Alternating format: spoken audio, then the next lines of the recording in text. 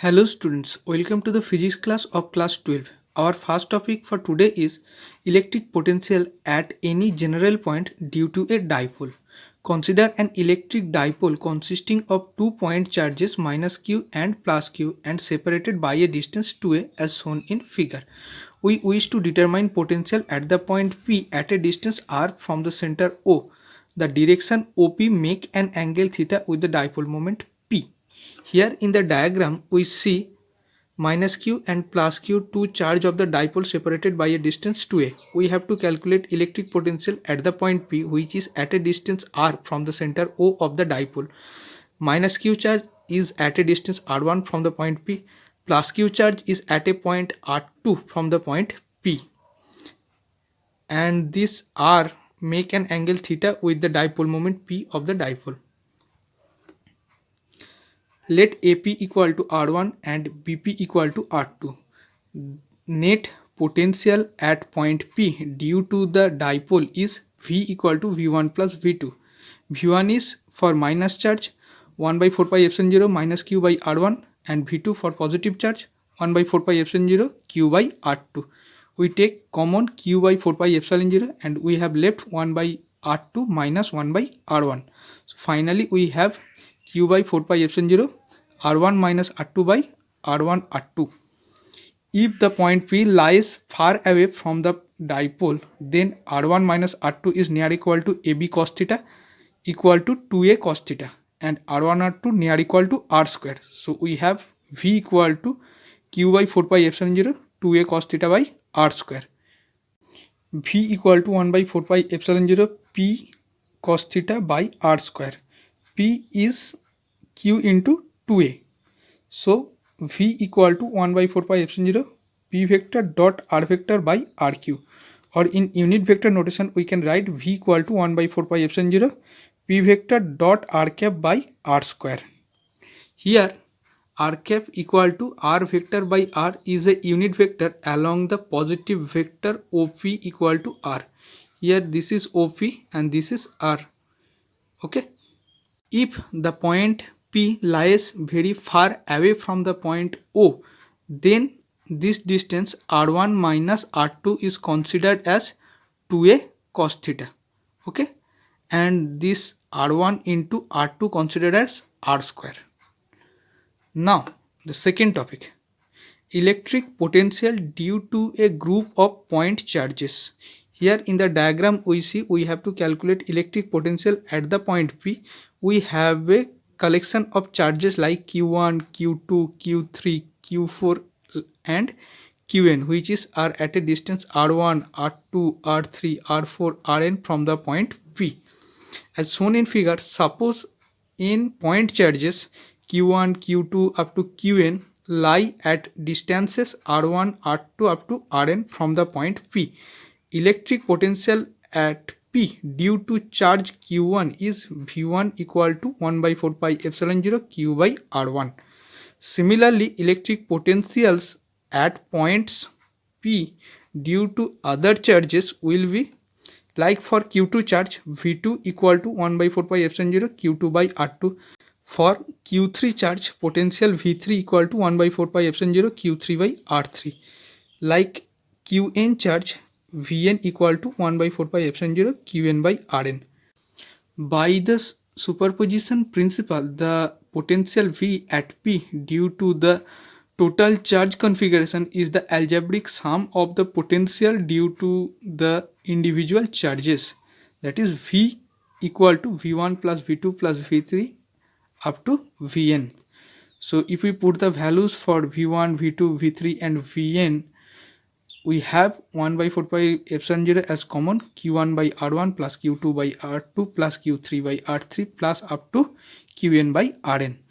We can represent this potential at the point P due to a system of charges 1 by 4 pi epsilon 0 summation I equal to 1 to n Qi by Ri. Now, equipotential surface. Any surface that has same electric potential at every point on it is called an equipotential surface. The surface of a charged conductor is an equipotential surface. For example, consider for a single positive charge. For a single charge q, the potential is given as V equal to 1 by 4 pi epsilon 0 q by r. This shows that V is a constant if R is a constant. So if R is constant, V become also constant. Here in the picture we see this is a positive charge and these spheres are the equipotential surface for the positive charge and these lines are the lines of force. Equipotential surfaces for two equal and opposite charges, that is for electric dipole. Here positive charge, here negative charge. These spherical surfaces are the equipotential surface for the dipole. Now equipotential surfaces of two equal positive charges. If we have a combination of two positive charge which is separated by a fixed distance, then the equipotential surface for this combination will be like this. Okay. Next, if we have a uniform electric field, then the equipotential surface will be parallel planes like this. Next, relation between electric field and potential. As shown in figure, consider the electric field due to a charge plus q located at the origin O. Let A and B be two adjacent points separated by a small distance dr.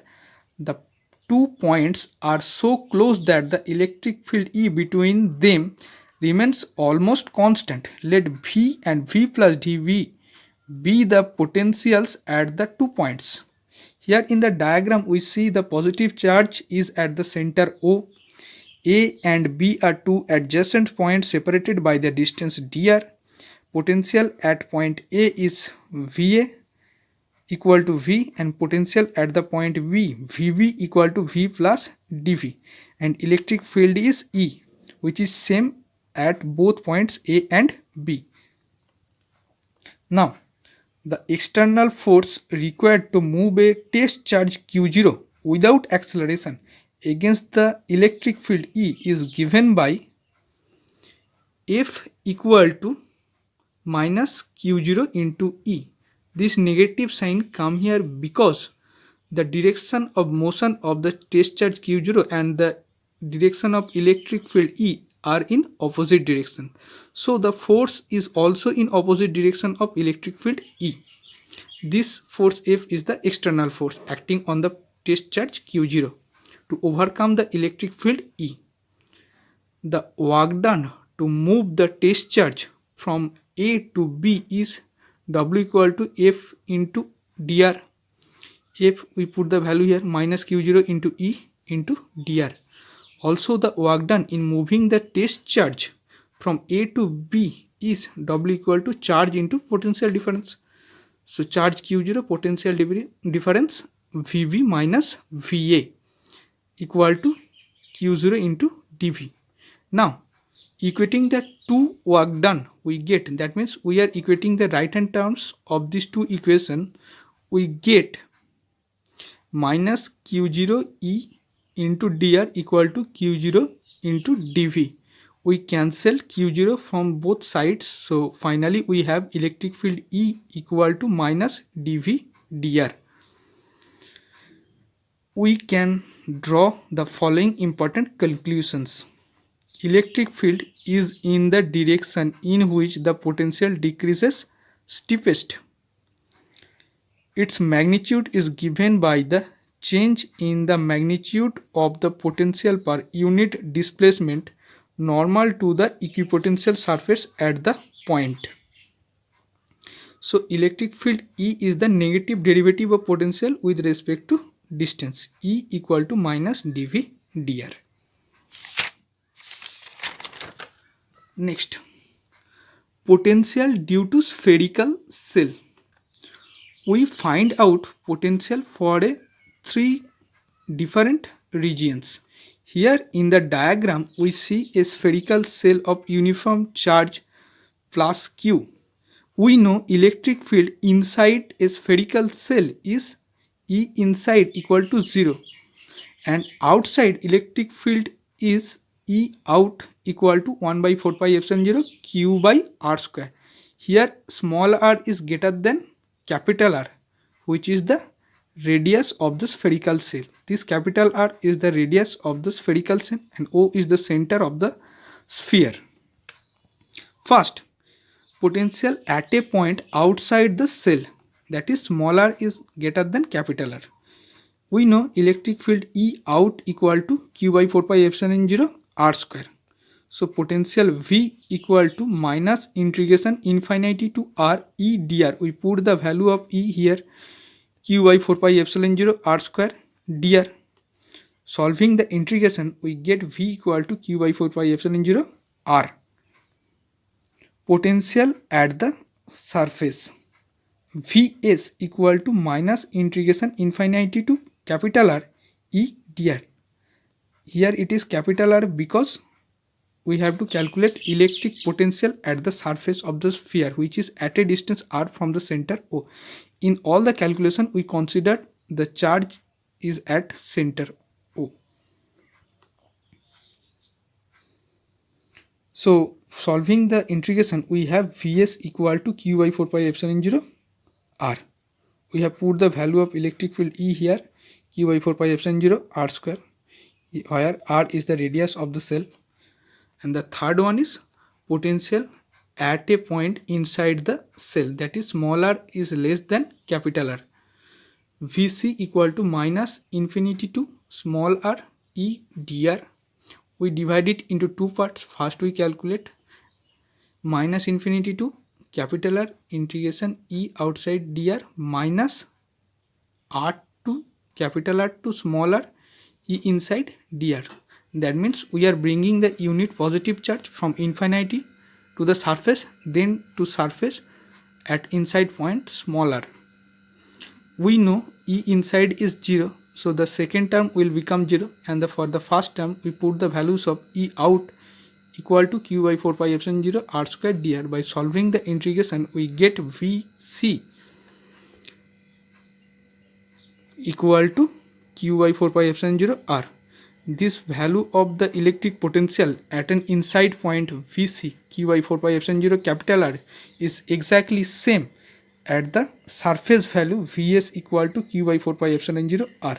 So if we plot V versus R for a spherical cell, we find this pattern of graph. We see from center O to distance R, the electric potential have a same value. Then beyond the capital R from the center O, V varies 1 by R, that is V proportional to 1 by R. The curve will be like this. At the center and at the surface throughout this portion, V is constant, which is equal to q by 4 pi epsilon 0 R. Thank you for today.